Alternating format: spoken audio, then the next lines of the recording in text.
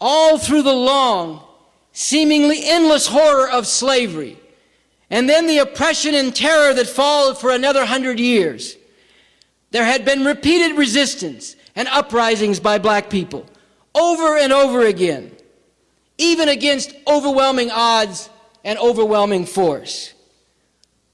But when things came together in the 60s, it was like the dam finally burst.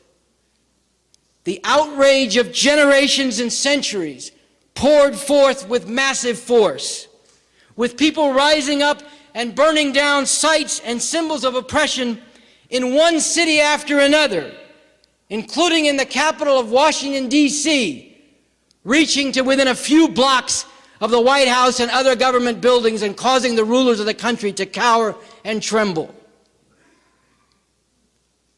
Now, some say this kind of uprising doesn't do any good. Well, they're wrong.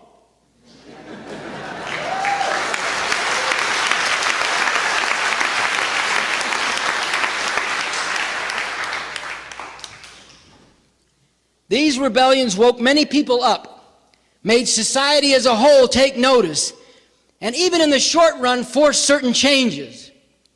For example, in Detroit, thousands who before could never get hired were hired right off the streets of the ghettos into the auto factories after the massive rebellion there in 1967. All of a sudden, the auto companies found that they did have jobs for them. And this whole massive movement, these heroic struggles of black people, drew widespread support throughout society, including from growing numbers of white people, especially youth, who were learning to see the world in a whole different way and were yearning for a whole different world. Literally millions of people in the U.S., black, Latino, Asian, Native Americans, and yes, many white people, women and men, especially the youth, but not only them, rose up against the way things were. They called out the police for what they are. Pigs was how many people in my generation and many others came to correctly identify the police.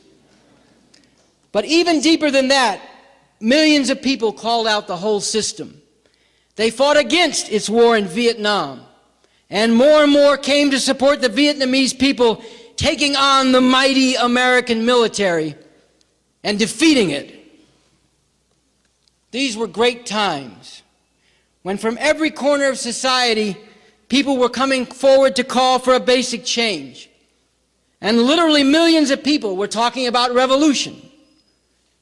And this kind of thing was happening in countries all over the world.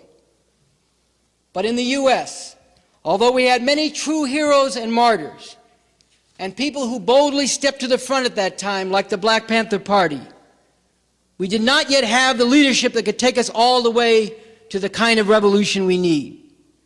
And those who ruled over us and ruled over much of the world were still strong enough to hold on and to regroup.